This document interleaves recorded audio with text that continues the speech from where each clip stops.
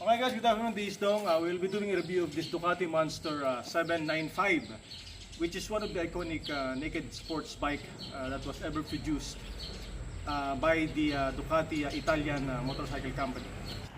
The Ducati Monster 795 was discontinued after 2016, and this is powered by an 803cc L-twin air-cooled engine derived from the Monster 796. It produces 87 horsepower at 8,250 revolution per minute and 78 Newton meters of torque at 6,250 revolution per minute.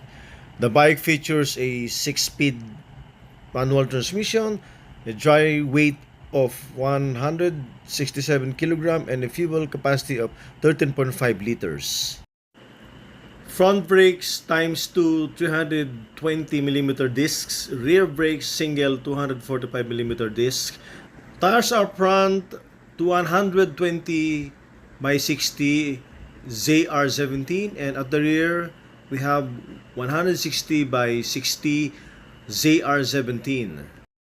This really saved Ducati so possibility of bankruptcy during that time. Like this Ducati Monster has this more relaxed position, especially with respect to this handlebar. It is more upright compared to the sports bike, whereby there are clips on right here.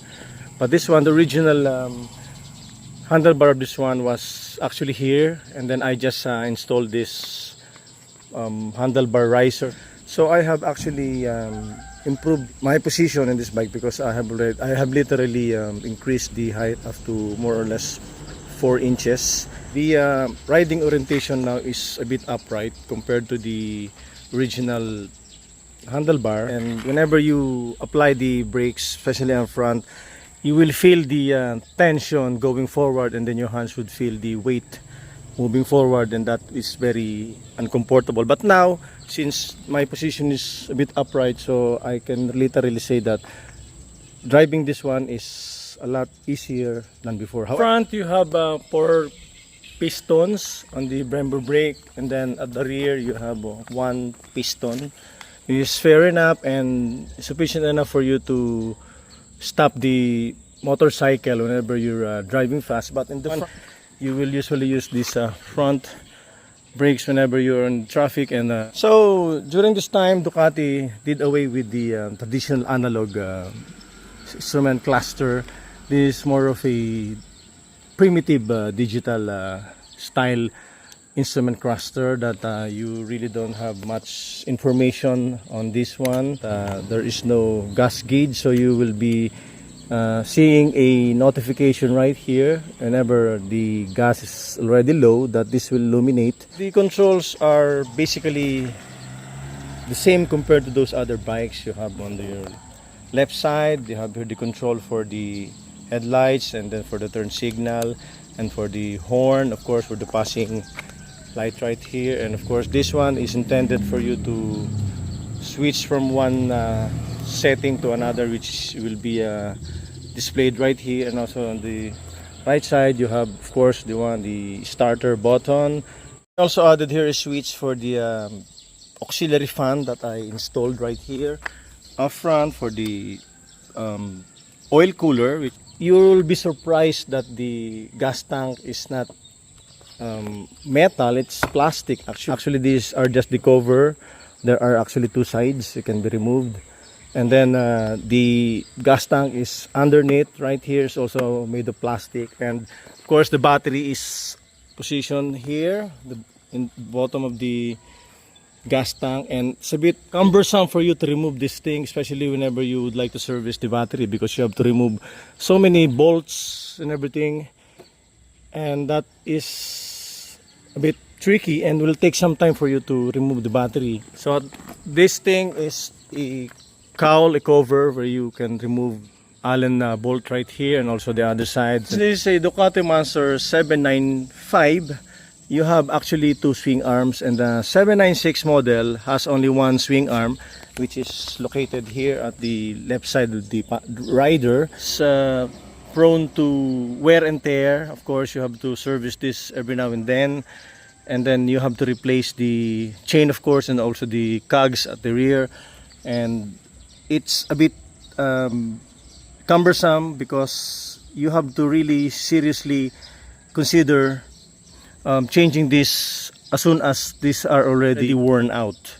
Well, I think this is the only L-twin design engine for motorcycles. They were saying that this design, the L-twin, is better compared to the V-twin. Why? Because of the rear cylinder banks is not being blocked by the front cylinder bank if it is a V-twin design, and air would flow easily in this design, the L-twin, and there is no obstruction of the air in this direction going to the rear cylinder bank, and also the front cylinder bank has, of course, a better ventilation coming from the air. Right? This one is, of course, air cooled, and there is a oil cooler up front for you to cool the engine. Ducati is really notorious for emitting unnecessary heat.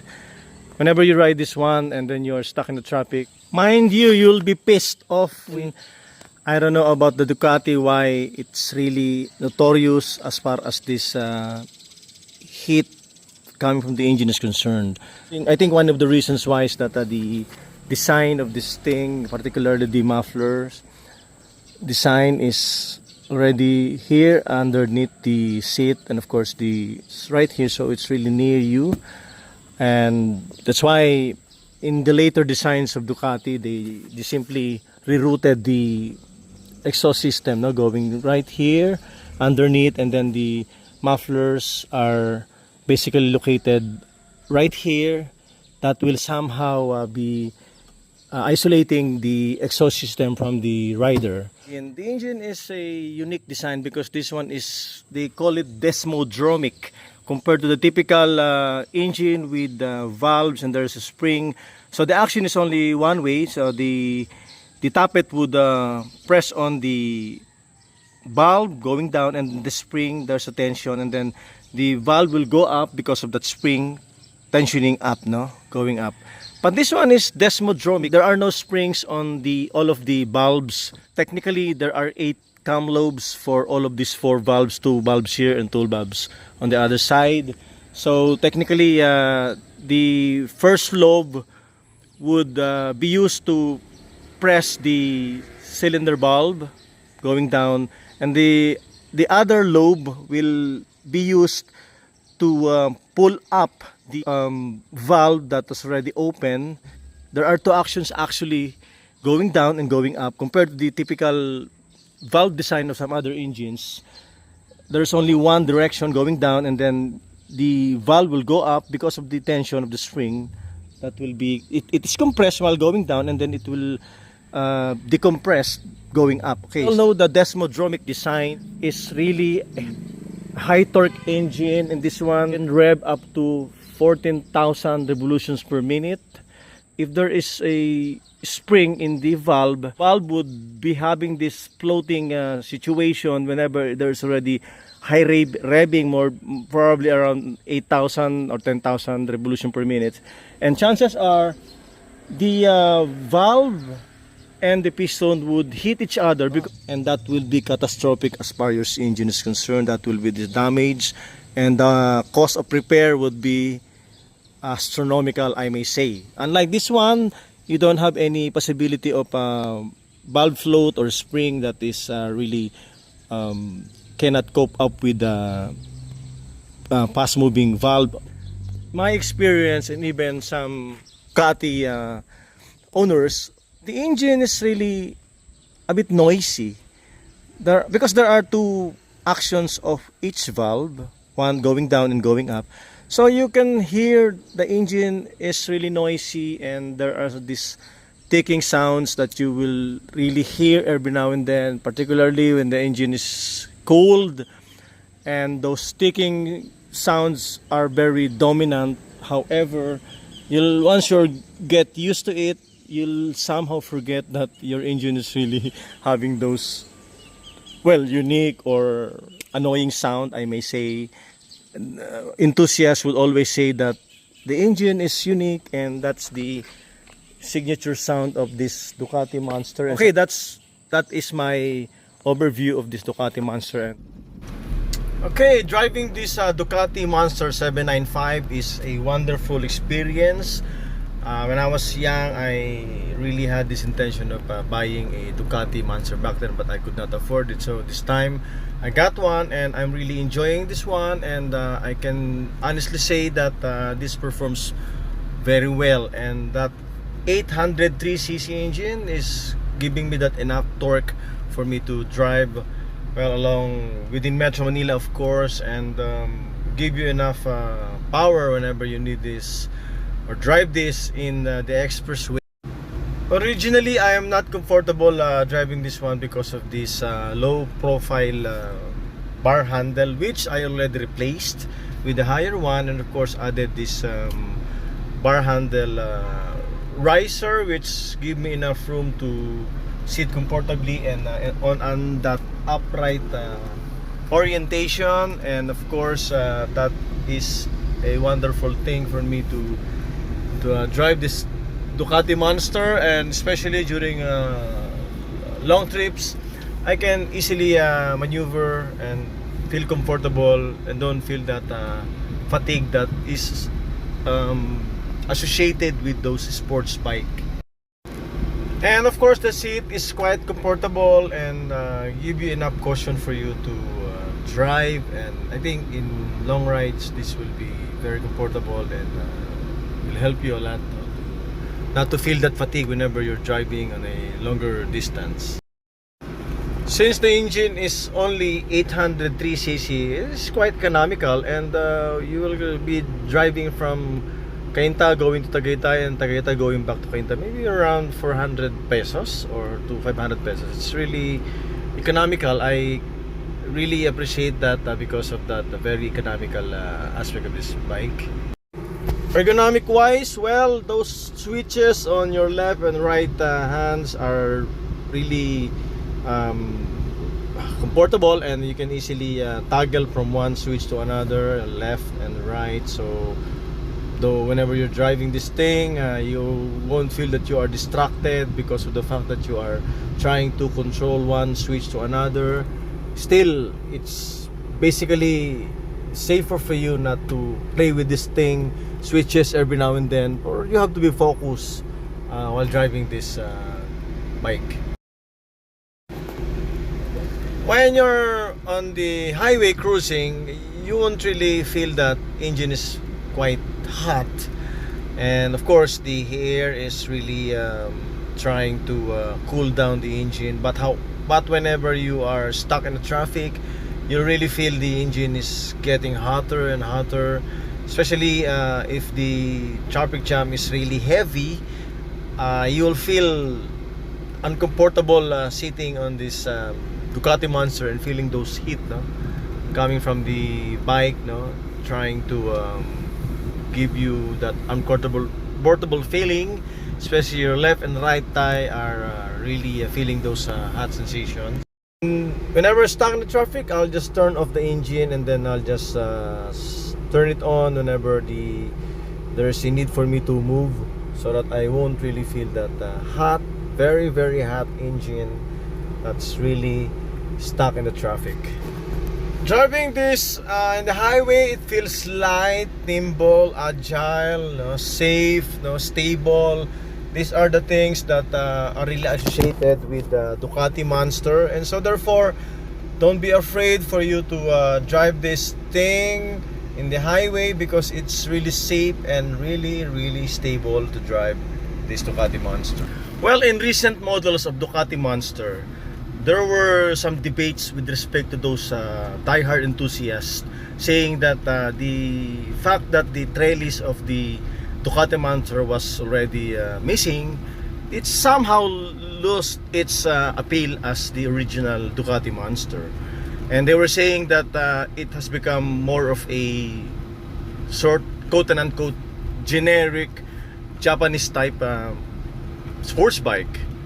And the fact that the trellis was already gone, they were saying that the iconic look of the Monster has already gone. Another point we have to consider is the fact that there is no more air-cooled Ducati Monster you can buy now, and that is another matter that they're saying that the Ducati Monster really lost its original appeal, no? The iconic one with that trellis frame and of course that air-cooled engine. Be that as it may, even if these were already gone, still the Ducati Monster was able to reduce its weight by replacing the trellis frame into this aluminum frame, which is really a weight saving measure that Ducati did. However, if you look into the lineup models of the Ducati bikes, except for the Scrambler, all of the frames are already made of aluminum. The Ducati Monster, the Panigale, the Street Fighter, and the Multistrada. This only means that technology is already applied not only to one particular model but also to the lineup of all the models, save of course the Ducati Scrambler. Well, the dash instrument cluster, it's a bit limited for me, and there are only a few notifications that you can read, and of course you can toggle from one setting to another. It's a bit limiting as far as I'm concerned, and of course particularly one of the issues or complaints that we're having with respect to those Ducati Monster riders, particularly those classic models, there is no gas gauge, and that's another thing that you have to consider. So you will only be notified by the dash whenever the gas is already low. That gas icon will be illuminated, and then it is a notification that you are already low on gas and you have to fill up. So if you're into more of a long ride, such as going to the north, particularly maybe around 3 days, 4 days, or a week, I guess the Ducati Monster is not really the bike for you. You have to buy another model such as the Ducati Multistrada, the adventure bike, and of course the lineup of BMW GS models, and these are designed for long distance riding, and of course it is equipped with the so-called pannier on the side, and of course another hard box on top, which you can place all of your essential things during your ride, and that is very convenient. And there are other features that are not found in this Ducati Monster, which you will really enjoy. Unlike this one, the Ducati Monster, it's more of a basic motorcycle, although it can be used on a long distance ride. However, you are only limited to those already amenities that are already found in that bike. Whenever you're driving this Ducati Monster, well, the foot pegs are quite positioned higher, and you'll feel that your knee are bent forward, and so that's another point that you will feel stressed whenever you're driving on a long distance ride. Although for me, my height is 5'7", I think it's fair enough. However, if your height is, let's say, 6-footer or even taller than that, I guess this will give you a bit of inconvenience because of the fact that it's a bit closer, higher, and then your knee would be bent a bit more forward, and so you'll be hitting the gas tank every now and then as soon as you're riding the bike. Well, using this bike in the city urban riding, I think it's one of the best bikes you can ever drive, because it's very easy for you to filter in between two vehicles, no, going in the middle, and that's one thing that I really enjoy using this bike. Although it's a bit heavier, and you have to be very careful not to hit those vehicles either on your left or on your right. So therefore, that is my initial review of this Ducati 795, and I hope you like the video, and if you like the same, would you please subscribe, share this video, and of course ring those notification bell so that I can do some more videos in the future that are like this. And again, thank you very much for watching, and have a great day. Stay safe everyone, and enjoy riding your bike. Thank you very much, and God bless.